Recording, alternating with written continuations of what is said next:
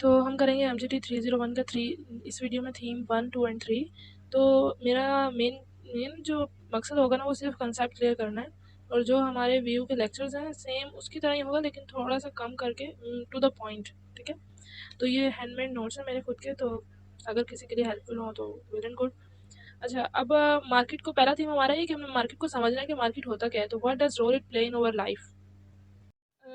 Market जो है एक तरह से किसी दूसरी चीज़ से हम कैसे फ़ायदा हासिल कर सकते हैं या हम किसी को कैसे फ़ायदा दे सकते हैं, तो ये जो है ना हमारे पास मार्केट हो जाता है कि इस मार्केट का हमारी ज़िंदगी में क्या ताल्लुक़ है कि दूसरे की चीज़ों को इस्तेमाल करें या उससे ताउन हासिल कर सकें, ये हमारी मार्केट हो जाएगी। ठीक है, ये मार्केटिंग का एक काम है, ये हम हर वक्त करते हैं। हम किसी चीज़ से फ़ायदा उठाते हैं तो हम मार्केटिंग कर रहे हैं, किसी को फ़ायदा दे रहे हैं तो वो भी मार्केटिंग है।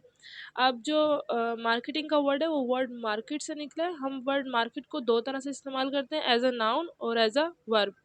एज अ नाउन इस तरह कि हम किसी चीज़ को नाम देते हैं, ठीक है, तो वो नाउन कहलाता है। तो इस तरह मार्केट एक बाज़ार को कहते हैं जहाँ से हम चीज़ें खरीदते हैं, तो वो मार्केट एज अ नाउन हो जाएगा। एज अ नाउन हम ये भी कह सकते हैं कि जो आपको करंट बायर्स हैं, यानी कि जब जो चीज़ खरीद रहे हैं, जैसे कि हम किसी बाज़ार में जाते हैं, हम कोई चीज़ खरीदते हैं और हम रोज़ हर हफ्ते खरीदते हैं, तो हम उनकी करंट बायर है, फ्यूचर भी हैं और प्रेजेंट बायर भी हैं। किसी भी ऑर्गेनाइजेशन से हम जो कोई चीज़ लेते हैं तो हम वो एज अ नाउन हम उस मार्केट में हैं। और एज अ वर्ब ये है कि कोई चीज़ इंसान बना रहा है, ठीक है, और वो हमें दे रहा है, यानी कि कोई चीज़ कंपनी से बनकर हमारे पास आ रही है, कोई प्रोडक्ट आ रहा है, तो वो एज अ वर्ब होगा। ठीक है, जैसे यहाँ पर मैं कहती हूँ कि I have product, now I have to market it. Market it यानी कि हमें कंपनी से वो चीज़ लाकर प्रोडक्ट किसके हवाले कर देना है, कस्टमर को। तो एक प्रोसेस को कहते हैं taking product to a potential customer, तो वो हमें कहलाता है कि ये क्या है, मार्केटिंग एज अ वर्ब है। एक फिलिप कॉटलर की एक डेफिनेशन है, उन्होंने एक पॉपुलर थ्योरिस्ट और मार्केटर है, उन्होंने एक ये दी है डेफिनेशन मार्केटिंग के बारे में। वो कहते हैं कि marketing is a process by which companies create value. एक प्रोसेस है जिससे कंपनीज जो है वैल्यू क्रिएट करती हैं। क्रिएट मतलब वैल्यू क्रिएट करने का मतलब है कि वो चीज़ हमारे लिए इम्पोर्टेंट बन जाती है, यानी कि जैसे ये लैपटॉप, मोबाइल, कार, टीवी, ये सब हमारे लिए इम्पोर्टेंट हो गए हैं, ये हमारे मसले को हल करते हैं, जैसे कि पंखे वगैरह। अब इनके अलावा हम नहीं रह सकते, तो हमारा जो है कंपनीज के साथ एक क्या बन गया, रिलेशनशिप बन गया। कैसा रिलेशनशिप बन गया, लॉन्ग टर्म रिलेशनशिप बन गया। तो मार्केटिंग एक ऐसे प्रोसेस को कहते हैं जिसमें हमारे पास एक वैल्यू बन जाती है for customer and build strong customer relationship. हमारे पास उनका स्ट्रॉन्ग स्ट्रॉन्ग रिलेशनशिप बन जाता है, और इस तरह से वो हम इन रिटर्न उनको पैसे देते हैं, तो उनसे उनको फ़ायदा होता है और हमारा एक तरह से उनके साथ रिलेशनशिप बन जाता है। तो ये फिलिप कॉटलर की एक डेफिनेशन है। हम मार्केटिंग की वोकैबलरी चेक करेंगे कि उसकी वोकैबलरी, यानी कि जब हम कोई चीज़ न्यू स्टार्ट करते हैं तो उसमें हमें कुछ वर्ड्स का पता होना चाहिए। वैसे तो और भी बहुत सारे वर्ड्स होंगे लेकिन ये वाले कुछ इंपॉर्टेंट है।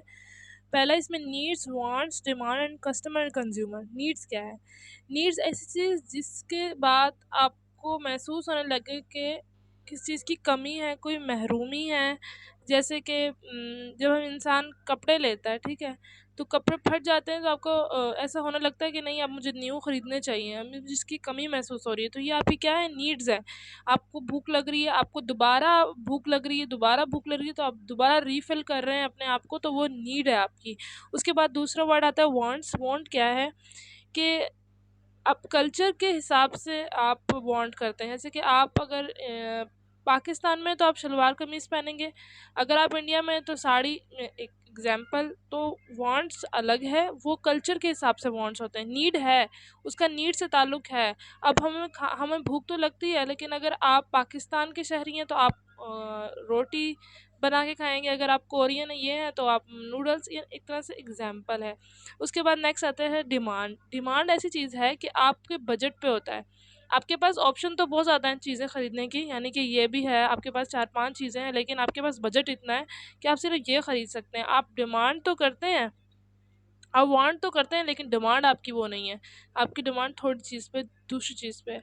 उसके बाद आता है कस्टमर और कंज्यूमर। कस्टमर और कंज्यूमर खरीदने वाले या इस्तेमाल करने वाले को कहते हैं। जो चीज़ खरीदता है, यानी कि आपके पेरेंट्स भी हो सकते हैं और आप इस्तेमाल करते हैं, तो यू एंड योर पेरेंट्स। तो ये कस्टमर और कंज्यूमर में फ़र्क है। हमारे कस्टमर और कंज्यूमर तक हो गया था वोकैबलरी। अब कुछ और वोकैबलरी भी हैं। Value, exchange, transaction, marketing offering and marketing mix. Value क्या है? वैल्यू यानी कि हम किसी अपने प्रोडक्ट से किसी कस्टमर का मसला हल कर रहे हैं तो वो उसकी वैल्यू हो जाएगी। यानी कि अगर फॉर एग्जांपल ये पेन ही ले लें, अगर ये पेन नहीं है तो हमारा मसला हल नहीं होगा। तो मैं एक प्रोडक्ट दे रही हूँ कस्टमर को, तो ये एक वैल्यू बन गई है, ability of filling a gap. उसके बाद आता है एक्सचेंज। एक्सचेंज यानी कि हमारी कोई चीज़ हम डिज़ायर करते हैं, ठीक है, और उसके एक्सचेंज में हम उसको पैसे देते हैं। यानी कि अगर हमने ये पेन ही लेना है दुकानदार से, तो हम इस दुकानदार से ये वाला पेन लेंगे और उसको पैसे दे देंगे, तो ये एक्सचेंज हो जाएगी, एक्सचेंज ऑफ मनी। ठीक है, हम रिटर्न में उसको पैसे दे देंगे तो ये एक्सचेंज हो जाता है। उसके बाद है ट्रांजैक्शन। ट्रांजैक्शन मतलब एक अकाउंट से दूसरे अकाउंट में पैसे दे देना, ये ट्रांजैक्शन है। उसके बाद है मार्केटिंग ऑफरिंग। मार्केट जो है बहुत बड़ी होती है, ठीक है, मार्केट सिर्फ एक मार्केट नहीं हो सकती, मार्केटिंग में बहुत सारी चीज़ें आ सकती हैं।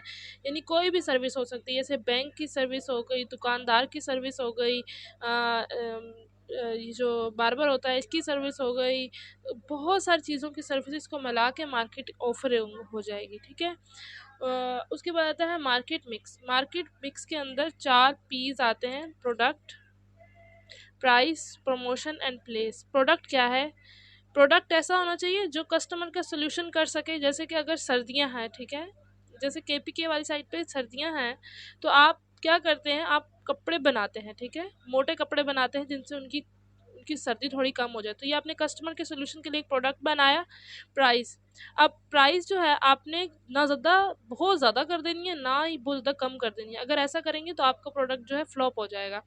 दूसरी बात कि प्राइस उनके हिसाब से होनी चाहिए, उन लोगों के हिसाब से होनी चाहिए। और प्रमोशन, प्रमोशन का मतलब ये है कि उन तक बात पहुंचनी चाहिए कि आप ऐसा कुछ बना रहे हैं जो उनकी सहूलत के लिए है, उनके नीड्स के मुताबिक है, उन तक ये बात पहुंचनी चाहिए, इन्फॉर्मेशन कस्टमर तक पहुंचनी चाहिए। और प्लेस यानी चौथा पी जो है डिस्ट्रीब्यूशन, यानी कि वो चीज़ जो है उन तक पहुंचनी चाहिए। ऐसा ना हो कि केपीके के लिए आपने जो चीज़ बनाई वो सिंध में जाकर आ जाए, तो वो चीज़ जो है डिस्ट्रीब्यूट भी सही होनी चाहिए। जब हमने मार्केटिंग की वोकैबलरी की थी तो हमने समझा था कि डिमांड क्या होता है। डिमांड यानी कि इंसान के पास ऑप्शन बहुत ज़्यादा हैं, तो उसमें से उसको चूज़ करना है अपनी परचेजिंग पावर को देखकर, अपनी ज़रूरत के हिसाब से। तो डिमांड जो है 8 तरह की होती है।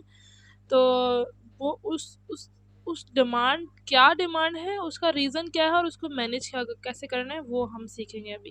पहला है नेगेटिव डिमांड, यानी कि लोग उस चीज़ को अच्छा नहीं समझते। यानी कि जब पुराने ज़माने के लोग होते हैं या उस चीज़ को, वो नई चीज़ जब आती है तो वो कहते हैं नहीं ये भाई ये तो बिल्कुल ठीक नहीं है, वो इल इन्फॉर्म्ड है या उनको इन्फॉर्मेशन है ही नहीं।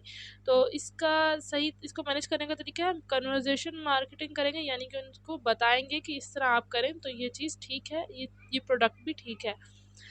बहुत सारी कंपनीज होती हैं, जगह जगह पर जाती हैं, अपनी बात बताती हैं, एडवर्टाइजमेंट देती हैं, तो वो मार्केटिंग उनकी चल जाती है।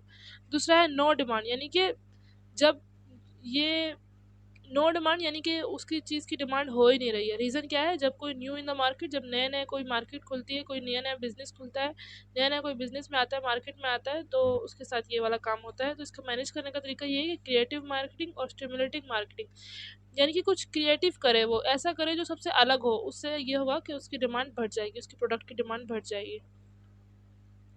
नेक्स्ट है लेटेड डिमांड, यानी कि ऐसी चीज़ जो छुपी हुई हो, जाहिर नहीं हो। यानी कि वो डिमांड है लेकिन लोग उसको ख़रीद नहीं रहे। कोई ऐसी चीज़ है जो बहुत अच्छी है, उसको ख़रीदनी चाहिए, ठीक है, लेकिन लोग ख़रीदते नहीं हैं, कन्विंस नहीं होते उस चीज़ के लिए। जैसे कि सोलर प्लेट्स, पहले तो शुरू शुरू में तो नहीं थी, ठीक है, इतने लोग इस्तेमाल नहीं करते थे, लेकिन मैनेज करने की वजह से किन की डिमांड, कंपनीज की तरफ से तो डेवलपमेंट मार्केटिंग हुई, कंपनी सामने आई, डेवलप किया उन्होंने, लोगों के सामने लाए, तो वो हमारी लेटेंट डिमांड हो जाएगी। दूसरा है डिक्लाइनिंग डिमांड, यानी कि डिक्लाइनिंग डिमांड का मतलब ये है कि पहले उसकी नीड बहुत ज़्यादा थी, अब कम हो रही है, ठीक है। रीज़न बहुत सारे हो सकती हैं, या फिर वो टेक्नोलॉजी जो है बढ़ रही है तो वो चीज़ उनको अच्छी नहीं लग रही, या इकोनॉमिक सिचुएशन, यानी कि पहले जो था इकोनॉमिक में, यानी कि पहले उनके पास इंटरेस्ट रेट कम था, तो क्या नाम है, वो चीज़ ले लेते थे, घर के काम बढ़ जाते थे, ये सब होता था। लेकिन जैसे इंटरेस्ट रेट बढ़ा तो वो जो डिमांड थी उन चीज़ों की वो कम हो गई। तो इसके मैनेज करने का तरीका ये है कि हम या रीमार्केटिंग करें, दोबारा उसको मार्केट में लाएं, या उसके बाद इसके लिए एडवर्टाइजमेंट दें। फुल डिमांड, रेगुलर डिमांड और आइडियल सिचुएशन, ये ऐसी सिचुएशन है जिसमें आपकी जो प्रोडक्ट है ना उसकी फुल डिमांड होगी, ठीक है। और ये ना टेम्परेरी तौर पे होता है, परमानेंट तौर पर नहीं होता है, यानी कि ना ये बड़ी मुश्किल से अचीव होता है, ज़्यादातर ऐसा नहीं होता है, ठीक है। किसी प्रोडक्ट बहुत लकी है अगर ऐसा हो जाए, ठीक है। तो आपने इसको कैसे मैनेज करना है कि उसकी मेंटेनेंस करनी है उस मार्केटिंग की, यानी कि आपने कोशिश करनी है कि वो ज़्यादा देर तक चले, ठीक है, वो जो प्रोडक्ट है वो ज़्यादा देर तक चले। उसके बाद दूसरा, ये रेगुलर डिमांड थी, फुल डिमांड जिसे कहते हैं, और दूसरा है इरेगुलर डिमांड, ठीक है, जो पाकिस्तान में या किसी भी कंपनी को प्रोडक्ट को ज़्यादा फेस करनी पड़ती है। इसे सीजनल डिमांड भी कहते हैं, यानी कि सीज़न के हिसाब से होती है। कभी इसकी डिमांड बहुत ज़्यादा हो जाएगी कि संभाला ही नहीं जाएगा, और कभी बहुत ही कम हो जाएगी, ठीक है, कि आप बैठे होंगे और कुछ भी नहीं, कोई ख़रीदार आएगा। तो जैसे कि रेस्टोरेंट होते हैं, एक टाइम होता है कि कस्टमर्स जो हैं बहुत ज़्यादा आने लग जाते हैं, और एक टाइम होता है कि बैठे होते हैं। दूसरा अप्लायंस, यानी कि जो अब सर्दियों के हिसाब से अप्लायंस हैं तो वो उस टाइम ज़्यादा बिकेंगे, और जब गर्मियाँ हैं तब ज़्यादा, तो उसके अलावा वो नहीं इतने इस्तेमाल में आएंगे, कोई नहीं लेगा। तो उसका मैनेज करने का तरीका है कि सैनको मार्केटिंग, यानी कि शिफ्टिंग डिमांड। आप ये कर सकते हैं कि सर्दियों के जो अप्लायंस है या सर्दियों की जो चीज़ है वो आप गर्मियों में उस पर डिस्काउंट लगा रहे हैं। तो क्या होगा कि जो इंसान उस वक्त मजबूर है वही सिर्फ सीजनल मार्केटिंग में वो चीज़ लेगा। लेकिन अगर कोई जिसके पास इतना बजट नहीं है कि वो उस टाइम ले, तो वो क्या करेगा, गर्मियों में वो वाले अप्लायंस ले लेगा, ठीक है। तो इस तरह ये शिफ्टिंग डिमांड हो जाएगी। दूसरा है ओवरफुल डिमांड, ऐसी डिमांड जो ओवर हेल्पिंग डिमांड हो गई है, यानी कि आप उसको संभाल ही नहीं पा रहे हैं। तो उसके लिए आप क्या करेंगे, मैनेज करेंगे, क्या, डी मार्केटिंग करेंगे। डी मार्केटिंग भी होती है, मार्केटिंग भी होती है, और डी मार्केटिंग भी होती है। डी मार्केटिंग का मतलब है कि आपने उसके खरीदार को इस तरह डील करना है कि उसके खरीदार भी कम ना हो और थोड़ा रश भी कम हो जाए, यानी कि इस तरह से कुछ जो आपने रिड्यूस करना है, इस तरह का कोई आपने एक क्या कहते हैं उसको, रूल डाल देना है। जैसे कि आप करेंगे कि बुकिंग करा लें आप, ठीक है, जैसे फर्स्ट कम फर्स्ट सर्व्ड वाली, इस तरह मैनेजमेंट हो जाएगी उसकी, ठीक है। और दूसरा है अनहोलसम डिमांड, यानी कि ऐसी कुछ डिमांड्स हैं कुछ लोगों की जो कि नहीं होनी चाहिए, जो गलत हैं, जैसे कि ड्रग्स की हो गई, ऐसी गेम्स हैं जो अनसोशल हैं, यानी कि अखलाक के दायरे में नहीं आती हैं। ऐसी गेम्स, ड्रग्स या एड्स जैसी जो कंपेन्स चलाई जाती हैं, मैंने जिसको ऐसे कर सकते हैं काउंटर मार्केटिंग, यानी कि लोगों को बताया जा सके कि ये चीज़ गलत है, ये नहीं खरीदनी चाहिए, जैसे कि सिगरेट नोशी, ये सब कुछ, तो ये अनहोलसम डिमांड हो जाएगी। अब हम पढ़ेंगे कि मार्केटिंग ओरिएंटेशन क्या होता है। जैसे कि आप जब यूनिवर्सिटी में आए तो आपकी ओरिएंटेशन क्लासेस हुई, आपको सिखाया गया कि इस तरह आप पढ़ें, इस तरह आपको गाइड किया जाएगा। तो मार्केटिंग की भी ओरिएंटेशन होती है, यानी कि उसकी गाइडेंस होती है, फ़िलॉसफ़ी, आपको फ़ोकस किस चीज़ में होना चाहिए। तो इसमें 4 चीज़ें हैं, पहली 2 मैं आपको समझाती हूँ। पहला है प्रोडक्शन कंसेप्ट। प्रोडक्शन कंसेप्ट ये है कि जो बिज़नेसमैन है, जिसकी कंपनी है, वो यही समझता है कि ज़्यादा क्वांटिटी में अगर चीज़ हो और ज़्यादा सस्ती हो और ज़्यादा आसानी से मिल जाए, ठीक है, तो वो क्या हो जाता है कि उसमें जो उसका ये बिलीव है कि वो उसकी जो चीज़ है वो तब ज़्यादा बिकेगी, ठीक है। तो ये इसमें ये तो होता है कि जो ऑर्गेनाइजेशन है उसको प्रोडक्ट ज़्यादा बनाना पड़ता है, ज़्यादा उसके बनाना पड़ता है, और और तब उसको मुनाफा मिलता है। मुनाफा तब उसको मिलना शुरू होता है कि अगर उसकी डिमांड बहुत ज़्यादा हो जाए और सप्लाई वो कम करे, तो क्या नाम है उसको, जो भी प्रोडक्शन कंसेप्ट है ना, ये जो उसकी मार्केट है ना, ये कामयाब हो जाएगी, ठीक है। और इसमें ये होगा कि जो उसका पहला काम होगा ना कि वो अपनी जो कस्टमर की डिमांड है ना उसको फुलफ़िल करे, और क्वांटिटी उसकी बाद में आती है, ठीक है, क्वांटिटी को वो बाद में देखेगा। तो प्रॉब्लम ये है कि ignore market needs and price low and loss in business.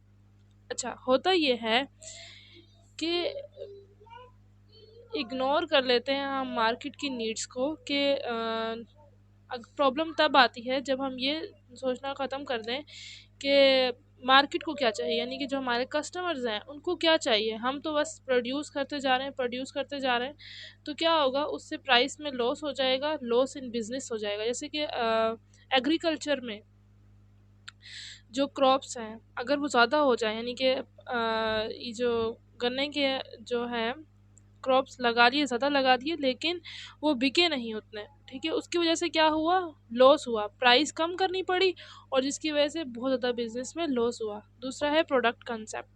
Product concept ये है कि ये समझा जाए कि जो मेरा प्रोडक्ट है सिर्फ वो इम्पोर्टेंट है, कस्टमर इम्पोर्टेंट नहीं। कस्टमर को क्या चाहिए वो इम्पोर्टेंट नहीं है। आप अपने प्रोडक्ट के अंदर बहुत अच्छी अच्छी क्वालिटी, बहुत अच्छी परफॉर्मेंस और फीचर्स लगा दें, और ये तब वहाँ वहाँ पर ये प्रोडक्ट ज़्यादा चलता है जहाँ पर स्टेटस, वैल्यू और ये चीज़ें ज़्यादा मायने रखती है। लेकिन जो कस्टमर होता है ना, उसको एक अच्छा सोल्यूशन चाहिए, यानी कि उसको एक अच्छा सोल्यूशन चाहिए, यानी कि उसको चीज़ तो मिल रही है लेकिन वो उसके सोल्यूशन को हल नहीं कर रही है, तो वो उसकी किसी काम की नहीं है। Mislead where you focus on product not on customer.